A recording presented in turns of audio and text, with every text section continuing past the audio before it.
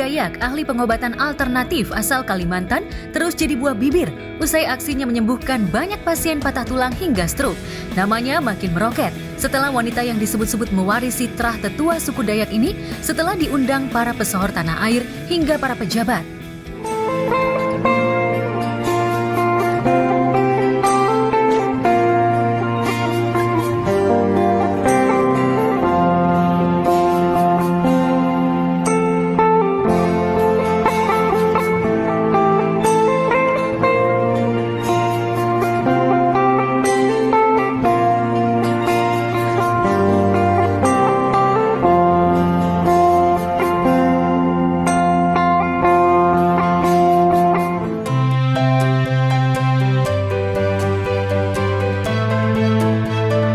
Sejumlah pejabat tanah air seperti mantan Panglima TNI Jenderal Andika Perkasa memang sempat bertemu Ida Dayak dan langsung melihat kebolehan wanita yang selalu mengenakan setelan adat Dayak saat beraksi menyembuhkan pasien.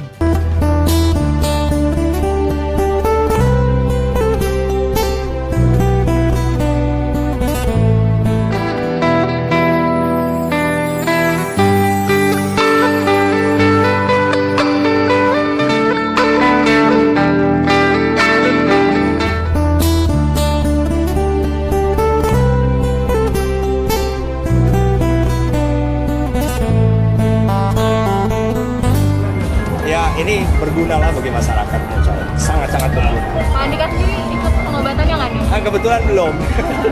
Kebetulan belum ya. Biar yang lebih memerlukan, Pak. Memang perlu diakui banyak pengobatan tradisional yang lebih efektif daripada medis gitu.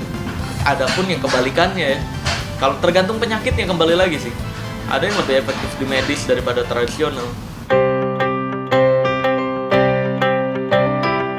Sukses menyembuhkan sejumlah pasien patah tulang hingga stroke dan tak bisa bicara, keampuhan cara pengobatan Ida Dayak juga membetot banyak kalangan selebriti untuk menemuinya, termasuk Cika Jessica yang ingin mengobati ibu dan kerabatnya. Ini kebetulan aku lagi nyari Ida Dayak juga, jadi kalau misalkan lagi nonton, tolong kalau ada yang bisa menemukan atau kontaknya, aku pengen banget karena aku punya kakak yang kedua, ya tulangnya gitu kecil gitu, pengen diobatin, siapa tahu bisa sembuh dengan Ida Dayak ini.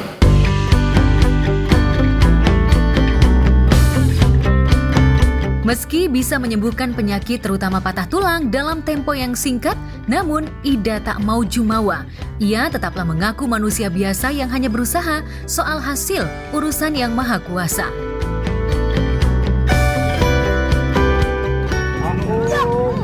Dengar, bunyi enggak? Ayah bunyi apa? Hah? Ya, jangan berharap kesembuhannya sama ibu. Bisa juga kesembuhan itu berusaha, bisa juga disembuhkan sama orang lain. Jadi apalagi ibu hanyalah manusia biasa. Jangan terlalu berharap sama ibu. Meski mengaku manusia biasa, namun tetap saja publik melihat ada sisi keistimewaan yang dimiliki wanita paruh baya ini. Selain mewarisi terah tetua adat Dayak yang cukup terkenal ilmu magisnya, Ida Dayak sehari-hari dikenal hidup sederhana dan apa adanya. Di balik papan kediaman Ida Dayak tampak biasa saja, jauh dari kesan sebagai ahli pengobatan alternatif yang top. Melanjutkan pengobatan ini dari kita punya leluhur nenek moyang, meneruskan kita punya leluhur dari kita punya nenek moyang.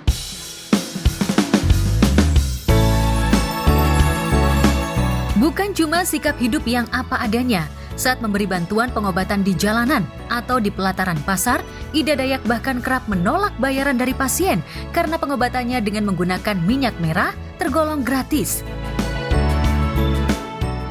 Ibu juga obatnya juga terbatas.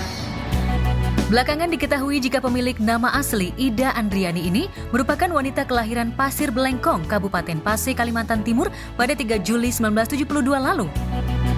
Ida Dayak mengobati sesuai dengan agama Islam. Ia memulai pengobatan dengan melafalkan kalimat tauhid. Bismillah ya. Bismillahirrahmanirrahim. Ayo baca bismillah. Yang mana, Bu? Yang ini. Mau saya tinggal ini. Hei! Oh, kawin gratis. Diisi dulu, ganti-ganti lah.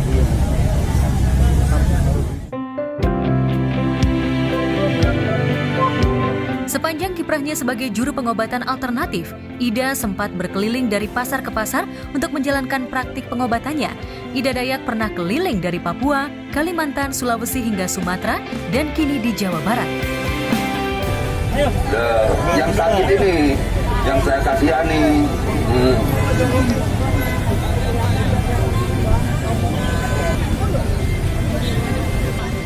Ibu, Papa. Udah, jangan tahu. Begini kepalamu. Ibu, Papa, Ibu. Di mana kau cari? Ini nggak bisa ngomong, Pak. Ibu, Bapak, gitu ya. Nanti kalau sembuh kamu kawin lagi ya. Kawin langsung, kawin gratis ya. Gratis. Keren banget kalau ternyata masih ada alternatif, pengobatan alternatif, karena kan benar-benar sangat membantu ya ketika kita udah putus harapan. Bahkan dengan adanya Ibu Ida Dayak ini benar-benar memberikan harapan baru, nggak cuma harapan baru, tapi jadi kayak banyak orang-orang di luar sana yang mungkin mempunyai kekurangan tapi nggak bisa diobati karena kekurangan dana. Kan di media-media banyak nih seolah-olah foto saya disandingin sama Bu Ida, seolah-olah saya pernah ketemu. Nggak pernah, saya belum pernah ketemu sama Bu Ida. Jadi saya belum bisa memastikan itu beneran atau enggak. Tapi kalau saya lihat dari video-video yang ada, saya bisa simpulkan sih beneran pengobatan tradisional seperti halnya Haji Naim zaman dulu gitu. Dan zaman sekarang dilanjutkan, Haji Naim dilanjutkan sama anak-anaknya. Sama kok, lihat aja proses prakteknya anak-anaknya Haji Naim atau keturunannya Haji Naim yang sekarang praktek sama Bu Ida. Ini sama, mirip. Kaliannya adalah membetulkan posisi tulang. Dengan bantuannya Ibu Ida Dayak ini, dengan minyaknya tapi maksudnya nggak yang aneh-aneh, bukan ilmu hitam gitu. Aku percaya bukan ilmu hitam. Memang tangannya Ibu Ida Dayak dikasih Tuhan aja kepercayaan untuk bisa menolong masyarakat Indonesia.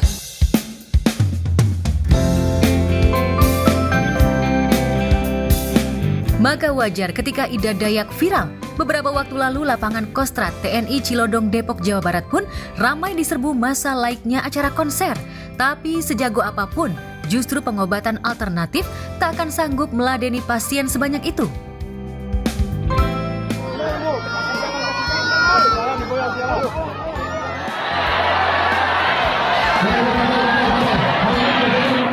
Wah, itu memang Ibu Ida harusnya udah punya manajer kali.